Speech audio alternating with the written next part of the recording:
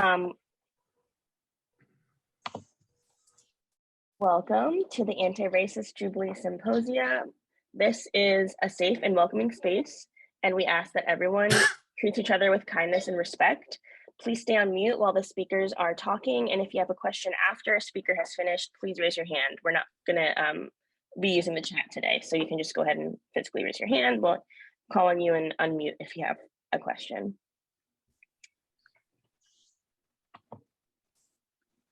Going to hand it over to Paul to introduce our team members. Yes, indeed. And as we all have a chance to reflect and also welcome back to 2022 now, anti-racist group, we work ourselves on racist perspectives, celebrate, educate, cultivate. And I am so glad to have the great, wonderful group of ourselves with Miss Evelyn, of course, myself, cousin Jaden, Ivy, and Zoe, who unfortunately is time, but we're here to, of course, serve you all and look forward to grow, fellowship, and dive in. So I'm looking forward to continuing this and welcoming ourselves in the new year. Thank you so much, Paul. Today, we are celebrating Black History Month, the wonderful month of February. So I thought it'd be cool to get a little bit of history on why we celebrate Black History Month in February. And I'm going to go ahead and read an excerpt from The Story Behind Black History Month and Why It's Celebrated in February by Jonathan Franklin. So, every February, the U.S. honors the contributions and sacrifices of African Americans who have helped shape the nation. Black History Month celebrates the rich cultural heritage, triumphs, and adversities that are an indelible part of our country's history. And why February was chosen? February was chosen primarily because the second week of February of the month coincides with birthdays of both Abraham Lincoln and Frederick Douglass. Lincoln was influential in the emancipation of slaves, and Douglass, a former slave, was a prominent leader in the abolitionist movement.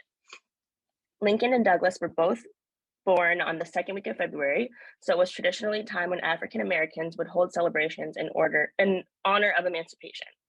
And then Carter G. Woodson created Negro History Week around the two birthdays as a way of commemorating the Black past.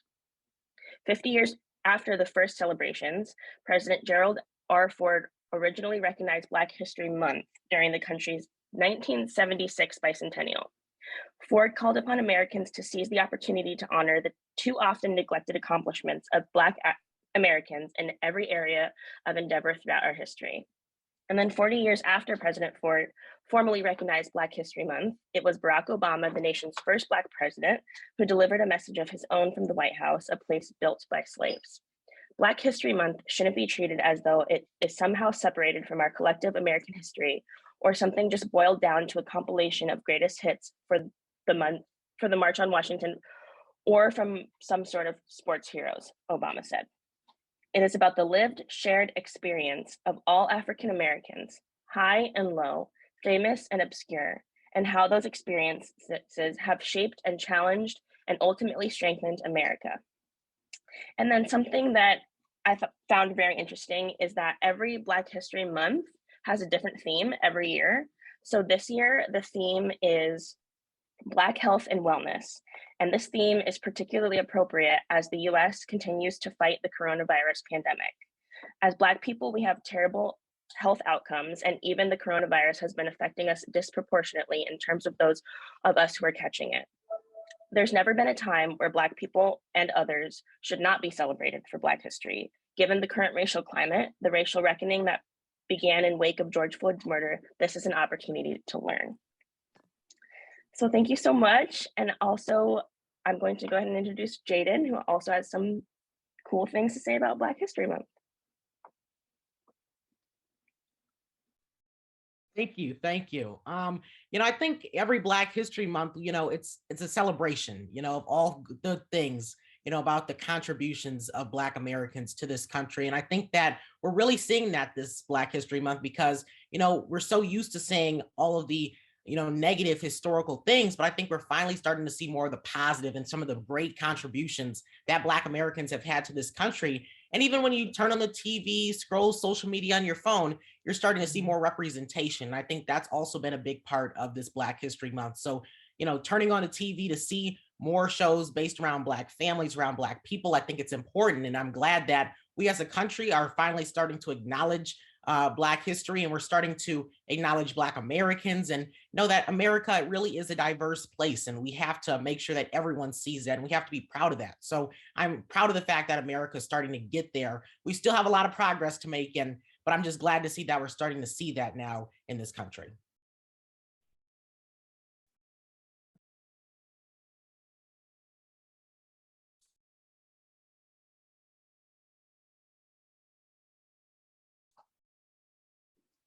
Sorry about that, I got muted for a second. Thank you so much, Jaden. And now I have the honor of introducing our speaker today. Her name is Suzanne Parker. Suzanne Parker is a graduate of Spelman College with a bachelor's in English and middle school teacher certification. She holds a master's in urban teacher leadership from Georgia State University. She has been a middle school teacher for 25 years. Suzanne has been an active member of Move On for over a year. She is active in her church community and involved in congregational care outreach ministry. In her spare time, she enjoys reading, crocheting, and gardening. Susan has been married for 27 years and is the mother of 3 young adults. And now Susan can go ahead and take over. Thank you so much.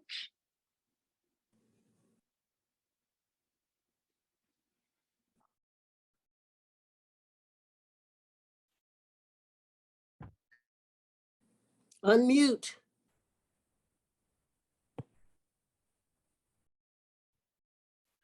Okay. I was having trouble unmuting. Maybe we got it this time. Welcome, everyone. Thank you for coming out this afternoon. Thank you for the wonderful introduction, Ivy. Thank you, Jaden, for all that you've had to say about Black history and the progress that we have made. But I also want to say that I'm so concerned because it looks like we're going backwards. But we have to remember that history is not linear. It could be spiral. We have to be very careful because if we do not pay attention to the past, then as the saying goes, we are bound to repeat it. The book that I have that I've been asked to facilitate, and that's very important, is Caste by Isabel Wilkerson. And I apologize, right now we're unable to share, but that's what technology does. I would love to have shared some of what I'm saying, so I'll just talk it through.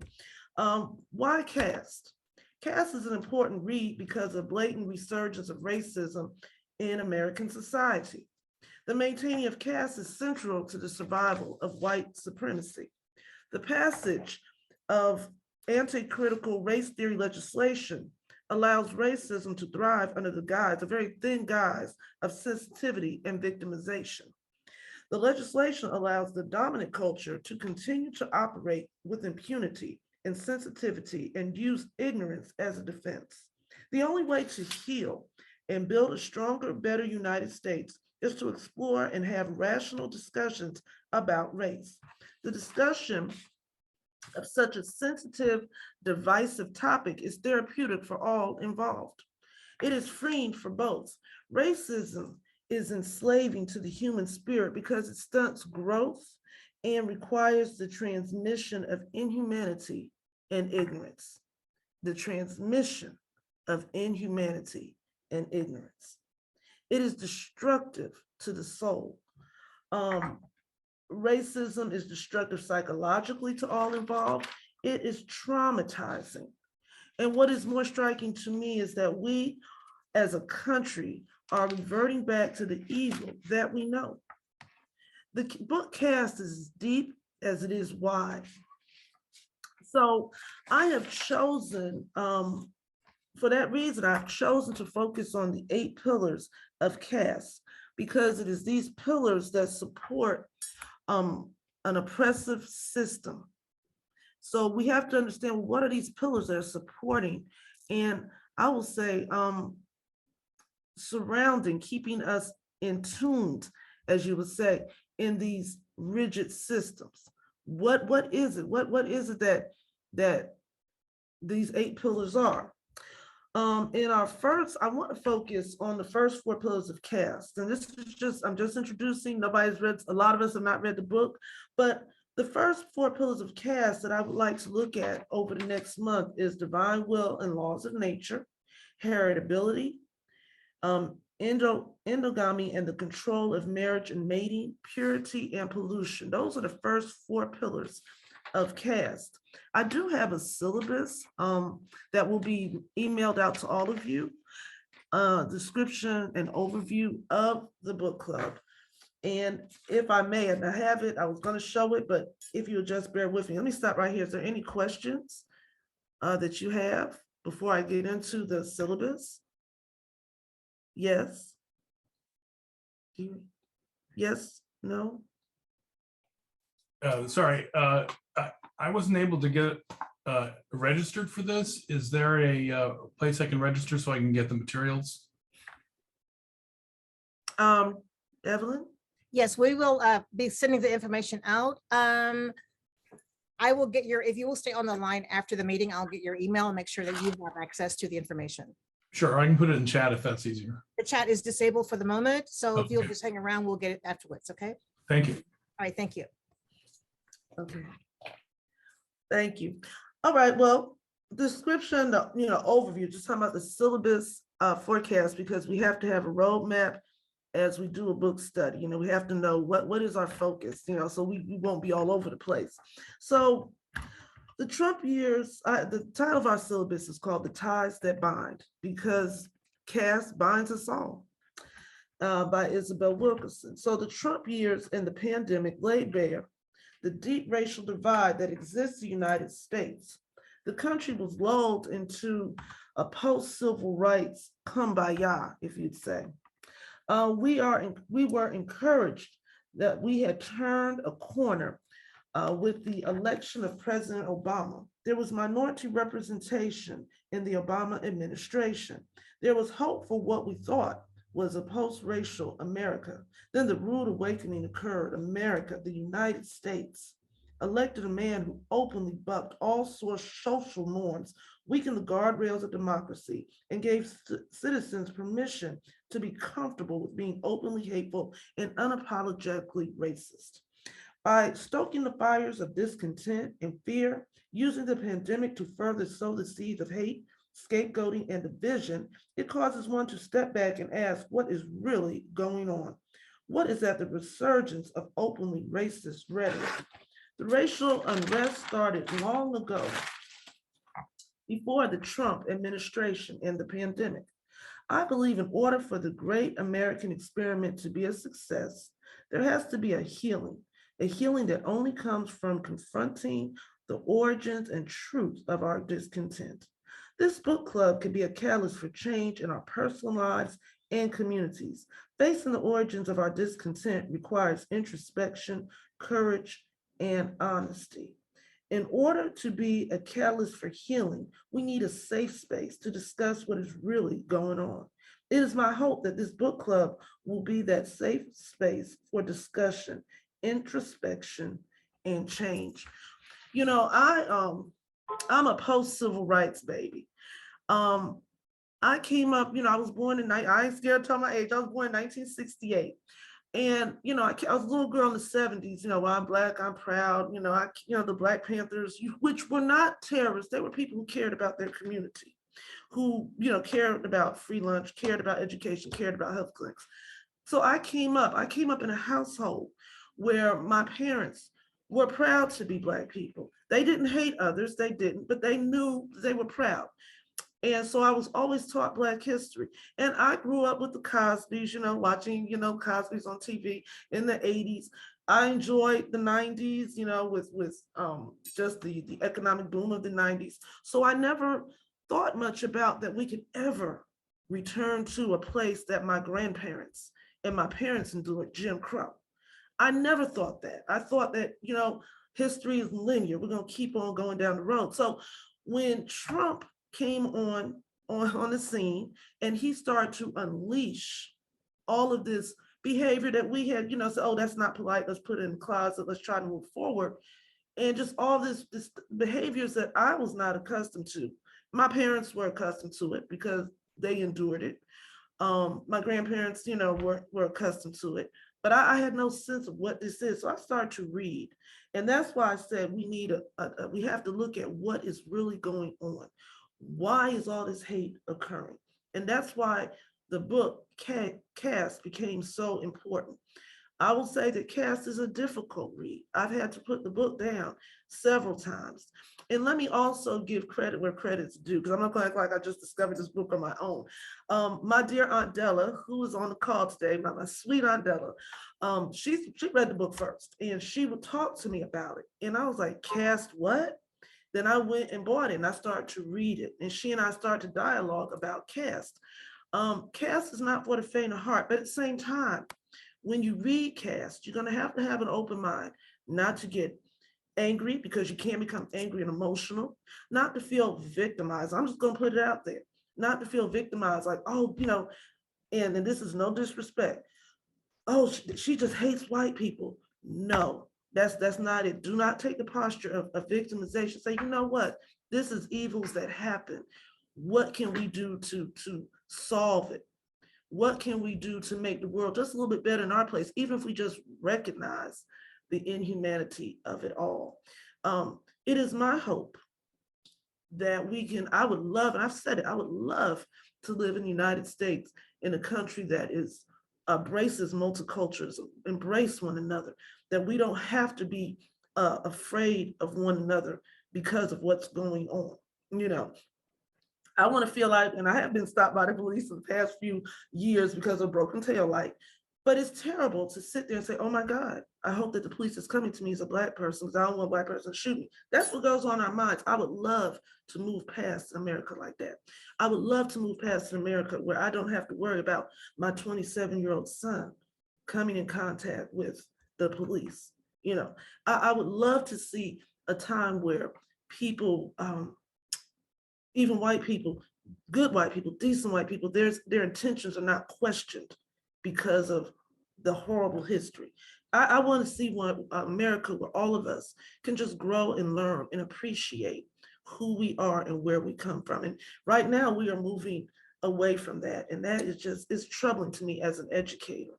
It's troubling to me as an African American. It's troubling to me as a mother. So, that's why Caste just speaks to me. So the learning objectives, to understand the social structures that we were assigned to.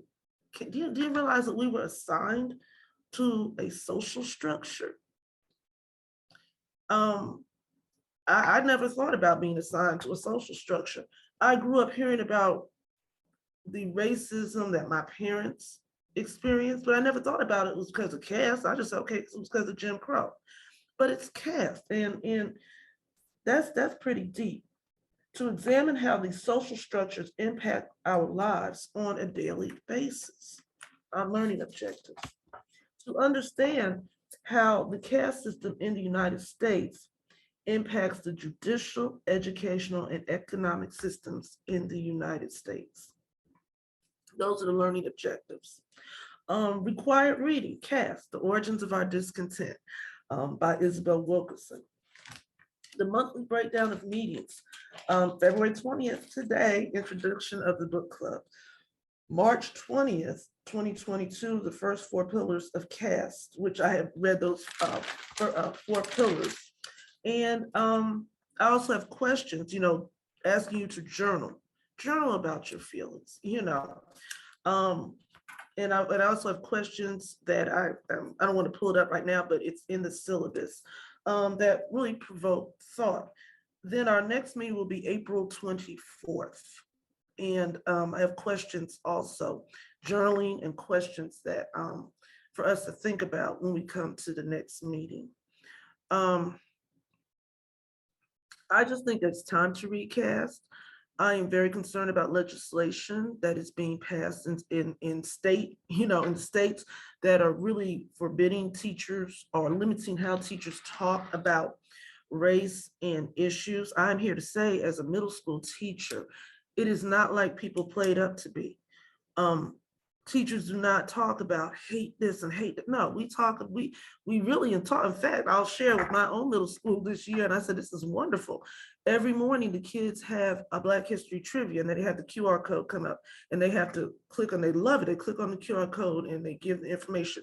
They talk to them about inventors, writers, musicians, and they have to think about who this person was. So it's teaching Black history in a very positive light. I know from being a history teacher, things are not, people are not in class, and I've taught social studies sixth and seventh grade. We're not standing there in class and talking about, oh, hate them for this and hate that. No, we're not talking about that at all. And I think that needs to be said, because I think that I know there's a lot of fear mongering and misrepresentation of what's going on. At the same time, I think caste is important. And I think adults, because I'm gonna tell you right now, middle school kids could even handle critical race theory. They're not there, their minds are not there, that's not where we're going. But I think that there's a danger when you are passing legislation like in North Dakota and even Texas, talking about, even on the college level, they cannot talk about the impact of racism, which is caste, on the judicial and economic systems of this country. That's bad when you try to tell adults what not to talk about, because then you have fascism. I think it's bad that you can't talk about truth, because then you can't heal. You can't heal. And the nation divided will not stand. You cannot expect people to accept inferiority and we're gonna have a nation that's functional. The United States is not the United States that my parents grew up in. My parents were born in the 30s. My dad was born in 31. My mom was born in 34. Unfortunately, I lost both of my parents within the last 4 years. So the America that they grew up in, where Black people didn't have much, first of all, communication was not what it is now. The internet did not exist, phones did not exist. Black people did not travel the way they travel now. They did not have TV to watch TV and have all this access to social media. So I think the determination to put people back in this rigid caste system, I think will ultimately fail, because people have had a taste of freedom and know what, and have been exposed to what is right and what is good. So that's why I feel that speaking about caste is important. You cannot heal when you are in denial. And I'm very concerned about the United States. Just because I did not grow up with an alcoholic parent, and I didn't, doesn't mean that alcoholism didn't exist and did not affect somebody. Thank you, God, I was never molested or raped, never, thank you, God. But some people were. That does not mean, so I'm not going to ignore their experience, because that was not my experience. And I think that it's a danger in the United States to see things only one way, because then we cannot grow or heal. I think everybody, and I tell my students this as we are becoming a diverse population in my school, that all of us contribute. All of us have something good to contribute to this world and to this great country. And all of us have something to share. And that I always tell them that nobody has a monopoly on intelligence, but we all can develop our character, no matter what our walk is, what our race is. We all can develop our character and can be great people. And that's what I hope that this book will do, at least get us thinking. When I see attacks in public, I should say attacks. When things happen in public and people are saying, oh my God, right away I say, oh my gosh, that's caste. That's caste. Just last week, a Black teenager and a white teenager got in a fight in a mall in New Jersey. And the white teenager came, the white teenager was told to sit on the couch, the Black teenager was put on the floor in handcuffs, treated like a criminal. And even the white teenager said, he said, I offered to be arrested. He said, I couldn't understand why they were treating him like that. We were both fighting. That's caste. You've got to have done something wrong. Caste impacts our life so much that we never really thought about that. When my parents talked to me about Jim Crow and things that they experienced, I never thought about as caste. I always think about my grandmother, who was born in 1910. By the way, she lived to be 103 years old. She died in 2013. And she would tell me about told me about Jim Crow. And she said, it wasn't that bad where I lived in Virginia. She said, but when I went to town with my father, because my great-grandfather was a great farmer and sold his crops in town, she said, we knew our place. And that always stuck with me. She said, we knew our place. Knew your place.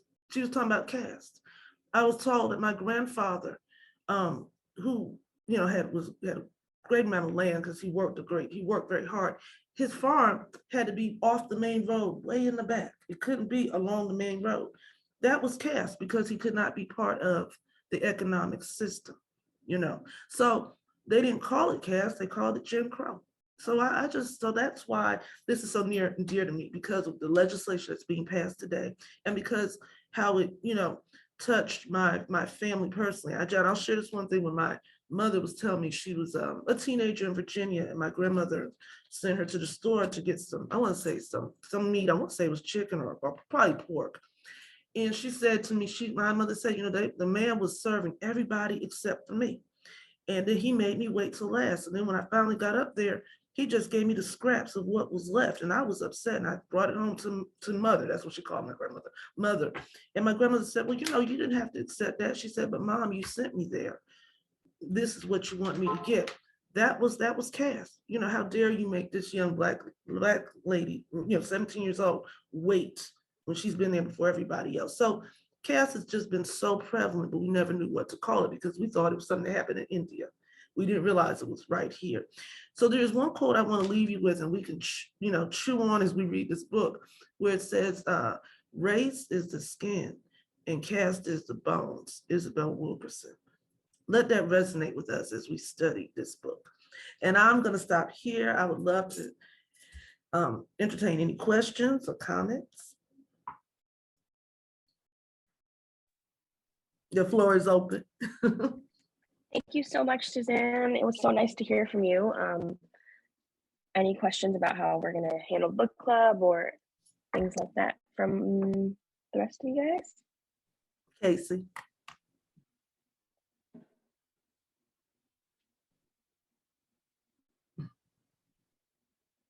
I'm really excited to read I this. just want to say. There we go. Sorry, I was just gonna say no. I don't have any questions, but I did want to say thank you for bringing the topic to the forefront and being willing to lead conversations that could be transformative for everybody involved. And it's a real, step forward in the right direction to the freedom that we all claim to have in America and want in America and be in America. So I just wanted to lift you up for that. Thank you, Alexis. I'm sorry, Casey. No, that's okay. I'm just so looking forward to this. I didn't realize it was going to be a book club that went on. Like, I thought we were discussing the whole book today, but there's just so, I happen to have started it before this came up, but it's just so important and even more, I think, pertinent than when I started reading it, however many months ago. And it's disappointingly not surprising, but shocking, and just so important. I'm really glad we're doing this. So thank you. And thank you for reading. I would never expect anybody to read that whole book, so we have a chance to chew on it.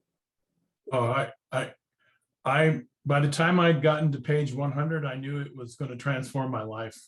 My whole viewpoint on not only on race, but on politics and sociology and history. And it's amazing how much my understanding of the world has changed because of this book and the lens of looking through the caste lens instead of looking through racism or other aspects. I wanted to take a yellow pen, and highlight all the important things, but I ended up realizing that I would just have a book full of highlights. It's an amazing book. I got angry, I got elated, I got disappointed, I got frustrated with it, not because it's hard to read, but because of what she was telling about. And I could not put it down. It was one of those books that her style, I loved her style of writing. And it was transformative. I don't think of history the way I used to anymore. I don't think of relationships with other people the way I used to. I don't think of relationships with my husband the way I used to, because of this book. It is truly transformative. And I hope the rest of you will find it so as well. Yeah.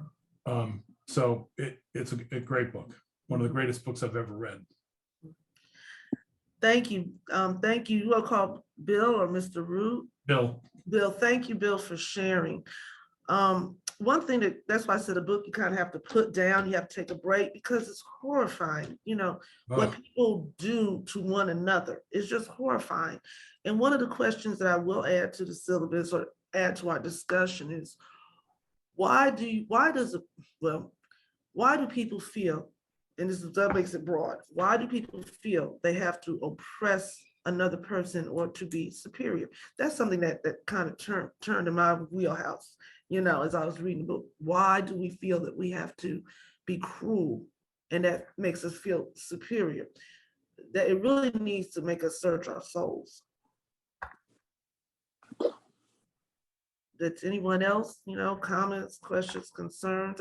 And like I said, please, when we read the book and we come back to discuss, let's have an open mind, because it's about healing. It's not about blaming. It's not about victimization. It's about realizing the seriousness of the legislation that's being passed. And then we have to wonder, why would we want to continue the legacy, what I call the legacy of hate, by pretending that these things didn't happen?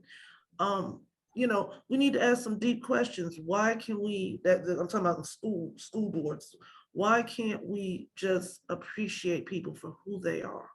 I would love to teach Native American children, when I retire and start my second job, just because I've always admired that culture. What's wrong with embracing them?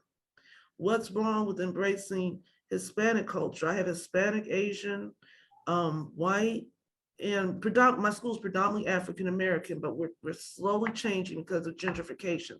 So this year I'm really loving it. I have more Asians than I've ever had. I've had more Hispanics than I ever have had. And it's a big melting pot in my classrooms. And I enjoy, learning a little Spanish with the students and speaking a little Spanish to my kids, and they laugh, and they respond back. What's wrong with celebrating one another? And I wish that's where the legislators of these school boards would get their minds around, and also to know that there's so much that we don't know that happened to us, and they're making it worse by trying to hide it. Do you understand what I'm saying? When you read Caste, there's some horrible things that I'm learning about. I didn't learn about the extent of lynching until the lynching exhibit came to Atlanta back in 2001. I did not understand the horrors. I remember in 1989, this was crazy. I was on a bus from Atlanta to Virginia to go visit my grandmother. This lady, white lady, she got off in South Carolina. I always remember it because that was the first time I ever was exposed to what she was talking about. And she said, some of my relatives, they have pictures of lynchings and she's talking about people being burned. And I'm looking at her like she's crazy because I have never heard anything about like that, but I've heard it as early as 1989. And then Alan, his name is, I can't think of his name, Alan, last name is Alan. He's the one that put together the photograph book Without Sanctuary about lynching. And he said, these came out of people's homes. We've got to deal with that. That's not normal. That's psychotic. But one thing that stuck with me that he said in his interview, he said, people think that this macabre is behind us. He said, but it's right beneath the surface. So when I saw the insurgency of January 6th and the blatant racism that Trump has made normal now, it made me think about him when he said it's right below the surface. When they want to lynch the vice president because of this president's duly elected, it just kept coming back to me. This is right beneath the surface. And what he was saying is it can jump up at any time. Here we are 20 years later, and he was so right. So I just want this book to be a healing. I want it to be a catalyst for change, and a point of growth. Not divisiveness, but knowing that the ties that bind, we have to work towards a greater humanity if the great American experiment is going to survive. And that's all, folks. Well, I have to say that I think that most of the answers to the questions that you're asking, or at least perspective on some of the questions you're asking, the book does address a lot of that. And I think that you'll find that the answers look different from whichever caste level you're looking at. Yes. So the view about why it's important to be cruel, if you're in the upper level caste, it's because you believe that the world is full of dog eat dog, and if you don't eat them, they'll eat you. But if you're in the next level down, there's a different reason why you will have to feel like you have to be cruel. And if you're the next level below that, there's a different level, a different reason entirely. And she does go into all of those things in the book. And Yeah. I think that's one of the strengths of it, that she doesn't shy from those kinds of questions. I am a little disappointed though. When I was about 2/3 of the way through the book, I kept thinking, okay, I get it. I understand what she's talking about now. I'm aghast at how I feel about it, but I want to know how to fix it. And I didn't find answers to that in the book. However, I did, after thinking about it a long time afterwards, I realized that she wasn't there to give me answers. Those were answers for us to find. And I think that is actually a strength of the book now that I look at it. And so these kinds of discussions that we're having, if we can turn people around from looking at all of the stuff that's going on from a racial standpoint and recognize that it's a caste issue, it's an issue of the way the caste is working in our society, then I think we have a shot at making changes and making a difference with it. But if not, we're in trouble. A lot of this stuff, you mentioned the things with the critical race theory being denied and trying to cover up and hush hush and all of these other things about Black history, and not only Blacks, but just racial history. If you're looking, I'm from Arizona, so I'm pretty much aware of what's going on with Native Americans here. I'm a gay man, so I see that part of caste as well. But it's amazing to watch this, the degree to which the dominant caste is willing to go to preserve its position is astounding. And even to the level of overturning our way of government and our freedoms. They are willing to do that to maintain their position of power. And that's why it's becoming more fascist. This is not a surprise if you've read this book. All of this comes into play. It's all now understandable if it's reprehensible. So this book will help you if you've been confused about that, frustrated about it. It will help you at least understand it some. And I, again, encourage you to read it all the way through. Yes. And Suzanne, I would have to say that I'm from the era that your Aunt Della's from. So when you were talking, I basically was just like repositioned myself to Texas. You know, that's where I'm from. That's where I grew up. That's where I saw a lot of what's in the book. You know, so to be able to almost like sit here and listen to you guys recall what we've already gone through is quite interesting, you know. So I applaud you guys actually for even wanting to dive into this. You know, it only takes a small group like this to make a drastic difference, you know, and don't remember your name, but Bill was saying, you know, what do we do with it? The answers are not there. And I'm so glad the answers are not there. The answers were not there for us either, but we learned how to collectively work through the issues and come up with solutions. They weren't always lasting solutions, but we came up with solutions to take us to the next step. Not even the next week necessarily, but to the next step. And that's going to be groups like this. It doesn't take 100 people in a group like this, but it takes 16 committed people to tell 16 other committed people. Each of you, if I was going to give you an assignment today, I would say next time you show up, bring somebody. And before you show up next time, tell someone, because that's what we had to do. It was a shared history. You know, I remember the older ladies, the older men, conversations were alive all the time, had to be, you know, because I remember my parents, my grandparents giving me the talk all the time, you know, how to walk even, you know, and how to look, you know, when to smile, when not to smile. You know, and what side of the sidewalk to walk on, all that stuff. That's caste, like you were saying earlier, is caste. But I'm going to tell you something about my era, is that it really has helped me to, I'm not acclimated to this society. but it's helped me to better understand. And I don't use the word stupid a lot because I think it's very degrading, but I want to say the stupidity of people who want power. And if they had the power, if they felt like they could get the power, they wouldn't have to keep fighting for it. They will never have the power of this. Never. And that's why the fight goes on. But one thing I remember too, going to an all-Black school is that, and I applaud my teachers, if they have to hold us down in the ditch, but you know what happens when they're holding you down the ditch? They got to stay with you. And that's why it's such a critical position for them. And I think that's why it's so critically important that we have this book club, but we can't stop with this one.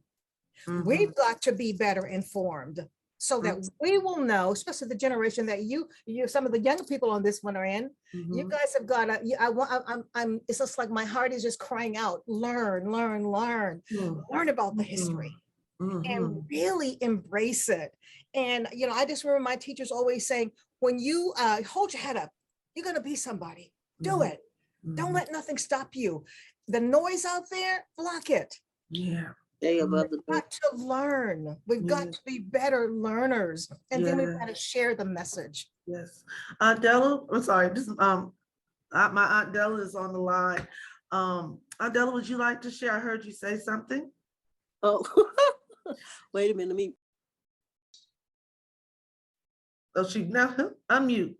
Oh, okay. You muted. Unmute. I think she muted herself. Yeah, unmute, Aunt Della. I did. Okay. There you go. It's just fascinating, and just listening to all the participants today. One of the things I realized, I was watching The Underground. There's a new series on Discovery 2 about the Underground Railroad, and they were talking pretty much about the same thing as this caste system, and how the Underground Railroad functioned from the south to the north and how it spread to the west. I mean, it was just like a snake as it slithered across the country.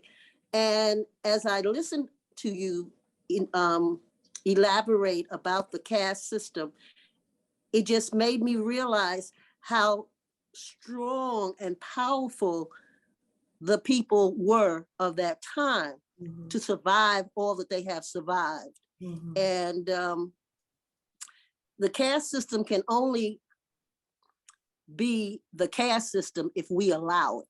Yes.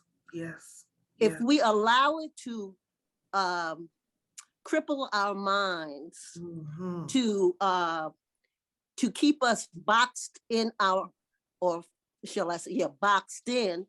And I was so glad to hear Bill say how he changed his way of thinking after reading so much of it, because he just realized for the first time, everybody is a part of the caste system. It doesn't matter if you're Black, white, or yellow, blue, whatever. We're all a part of the caste system at some point in time. We just have to learn how to break out of the caste system and not be a part of it. And that's the reality that I see for us as a whole. I'm just so happy, and I'm just filled with pride, Suzanne, for your participation, and also just see the diversity of the participants as I'm looking at your names and everything and where you're from. That in itself is a part of the snaking across the United States. So if each one teaches one, can you imagine what would happen? Yes, I agree. Also, I want to say this, with all the uproar of the 1619 project, if you haven't downloaded, I've downloaded on my computer. It is awesome. It is beautiful, because it's important, because the school boards are making the 1619 project seem like a big boogeyman racist. It is not. It is just, it's talking about the contributions of African Americans to this country. They're not talking about hating white people or anything. I have read it. I love it. It talked about African Americans who built the economic system of this country. It asks, how have we contributed? And my aunt made me think about what she says, the underground snake into the West. They talked about how did slavery in the West also helped to build the Southwest. I never thought about that. It was talking about Black people being the defenders of democracy. And if we did not strive for democracy, trying to make the Constitution mean what it says, you know, we the people, you know, have the right to pursue, you know, life, liberty, and the pursuit of happiness. And they say African Americans struggle to make that so. This is what's in the 1619 Project. It is not what they're talking about. So when I hear legislatures, even down here in Georgia, because they're trying to pass laws now down here in Georgia to limit 1619 Project, I know that they never downloaded it and they never read it. They never, and they never will. Right. I just want to say something. Before the 1619 Project was a book out before the Mayflower. And that book is saying the exact same thing almost as the 1619 Project. So what you need to do is to go back and if you read before the Mayflower, it will just bring everything into perspective.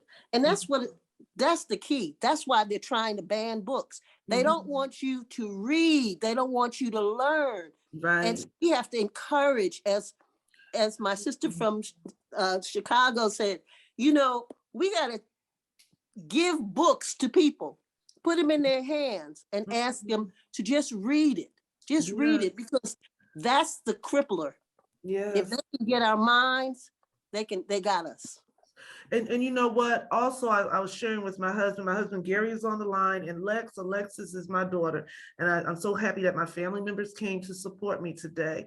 I was sharing with Gary this morning when I was reflecting on the book club, nervous as ever.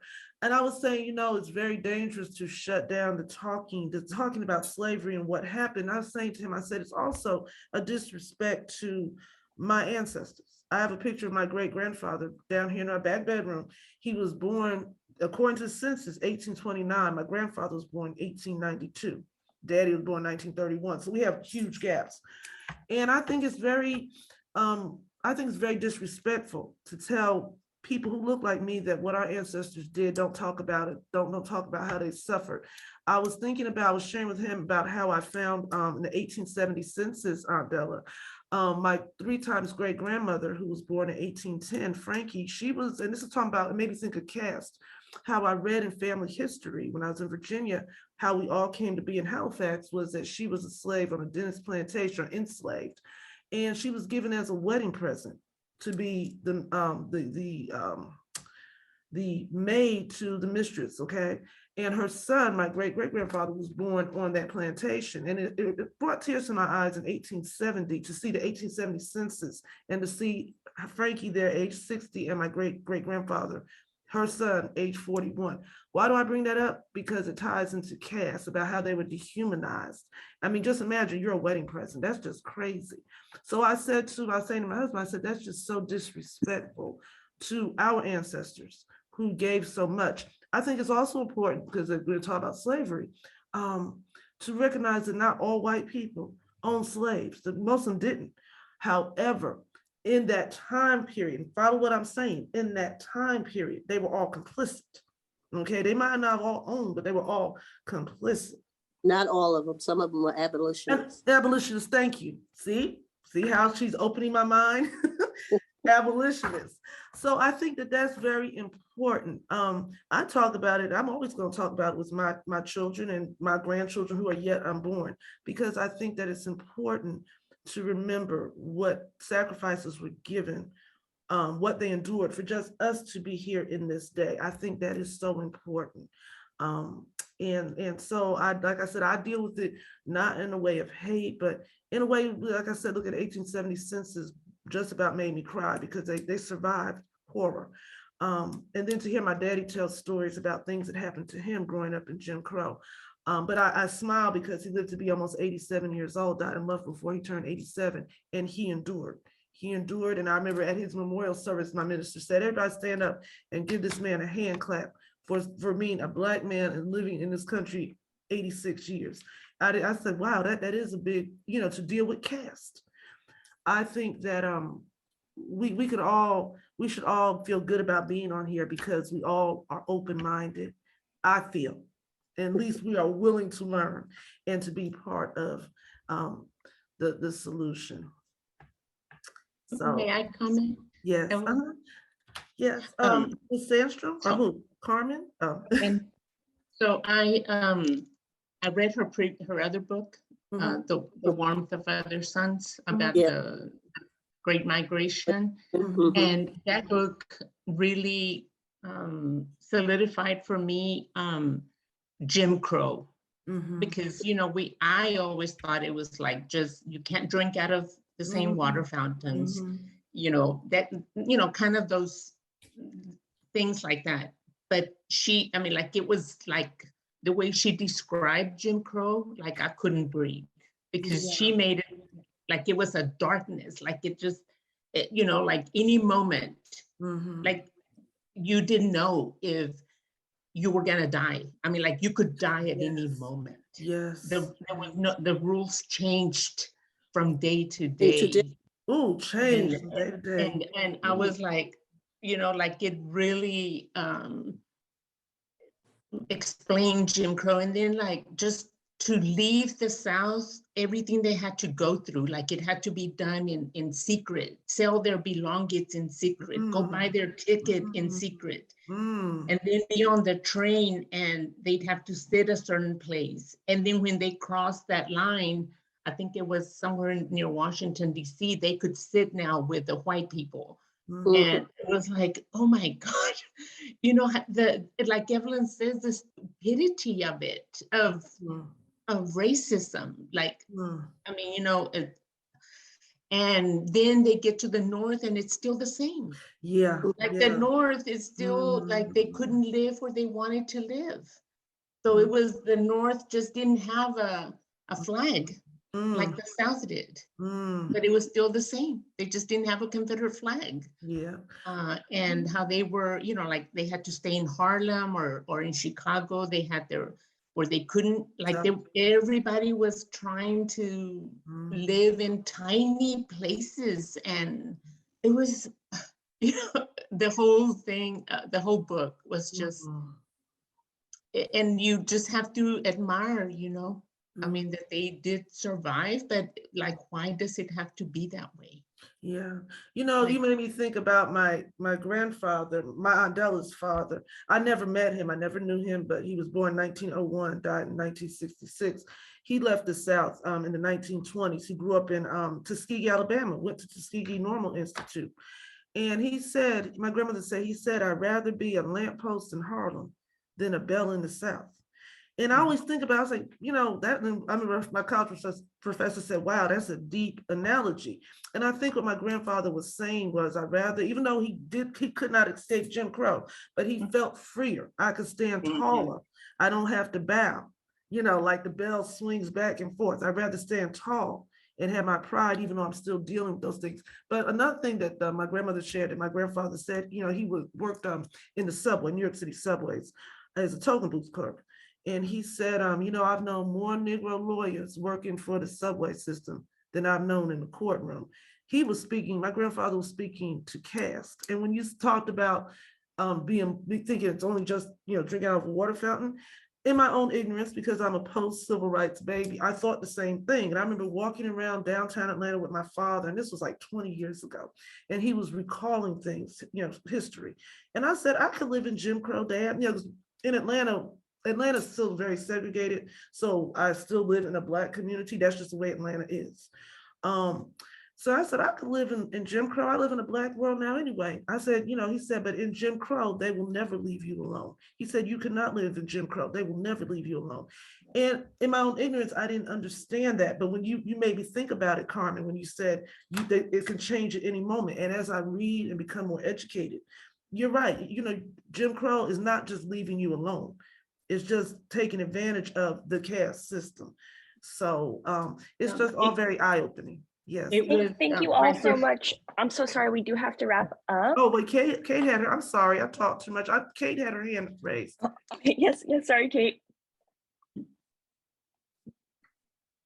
Unmute. Unmute. Oh, can you unmute her, Mimi? Yeah. Okay. Hi, thank you. So what I was thinking about amongst a million things all at the same time is how great white people are at finding solutionless solutions to these problems. And I identify that currently at my kids' schools, which I have taken them out of, where they present as though, oh, we're going to help, with this problem, with this racism, with this whatever, we're going to have a diversity, month, and that'll take care of the problem. And it never does. It never actually addresses anything, and it does not seek to remedy the issues. And as I'm listening to all of this, I'm very enthusiastic to read Caste, to see in what ways, as a white person, I can identify and get through to actual solutions to fellow white people. Because we are the problem. And I know this because I've lost friends in just introducing some conversation about these things that people are extremely defensive about. And being defensive doesn't get us anywhere. And that's what I see, this resurgence of no reading about our history, no identifying how it's continuing. People refuse to identify how it is continuing. The costumes have changed, but the actors are all still there. They're all still doing the same thing.